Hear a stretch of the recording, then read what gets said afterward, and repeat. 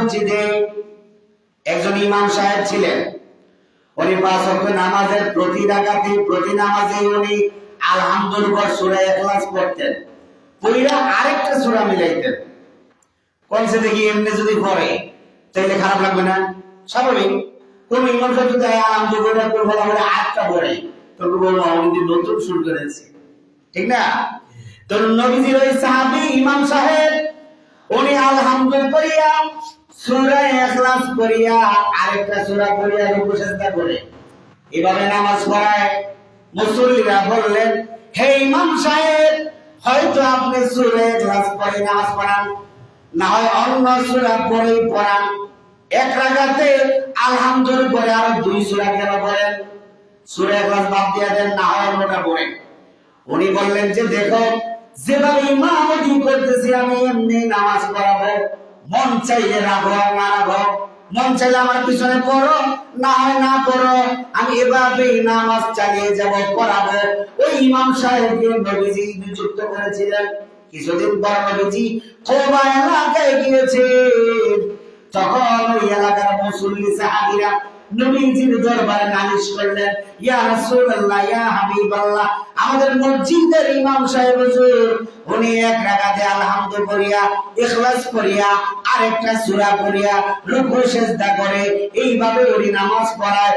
আমরা বারণ করেছি, উনি আমাদের কথা শুনে না, আপনি কিছু বলে যান। নবীজি তখন বললেন, ইমাম সাহেব হুজুরকে ডাকান।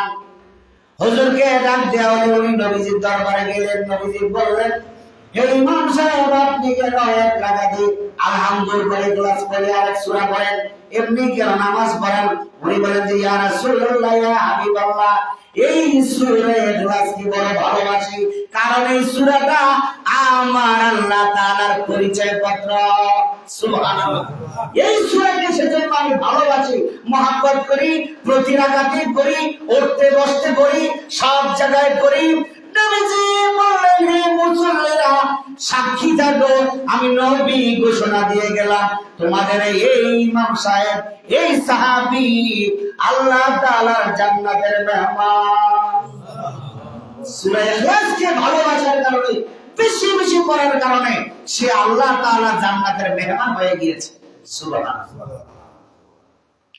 বুখারী শরীফের কিতাবুত তাওহীদে বর্ণিত রয়েছে, এক জায়গায় নবীজি কয়েকজন সাহাবীকে প্রেরণ করেছিলেন।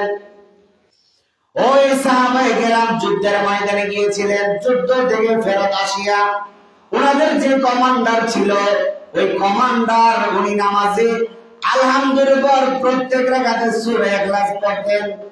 ওনার ব্যাপারে লোকেরা অবজেকশন দিলেন নবীজির কাছে, ইয়া রাসূলুল্লাহ, ইয়া হাবিবাল্লাহ, আমাদের ইমাম সাহেব প্রতি রাকাতে সূরা ইখলাস পড়ে নামাজ পড়িয়েছেন, কেন তো এমনটা করলেন?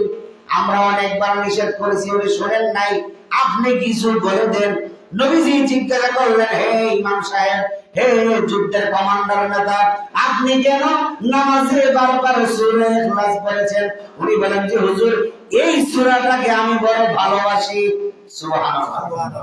আর আমরা বলি অমুক গানটা ভালোবাসি, অমুক গায়ক আমার প্রিয় গায়ক, প্রিয় শিল্পী। আর নবীর সাহাবীরা বলেন, আমি এই সূরাটাকে বড় ভালোবাসি। সুবহানাল্লাহ। নবীজি বললেন, হুব্বুকা ইউদখিলুকাল জান্নাহ, হে সাহাবী, এই সূরা ইখলাস ভালোবাসার কারণে, এই সূরার ভালোবাসায় তোমাকে জান্নাতে পৌঁছায় দিয়েছে। আল্লাহু আকবার। সূরা ইখলাসকে বেশি বেশি ভালোবাসা, বেশি বেশি তেলাওয়াত করা, বেশি বেশি পাঠ করা বড় ফজিলতের কাজ। নবীজি তাবুকের ময়দানে ছিলেন, সাহাবায়ে কেরাম অনেকেই নবীজির সাথে তাবুকের ময়দানে ছিলেন। একদিন ফজর নামাজের পর সূর্য যখন উদয় হলো, তখন সূর্যটা বড় চমকিয়ে আলোকিত হয়ে উদিত হয়েছে।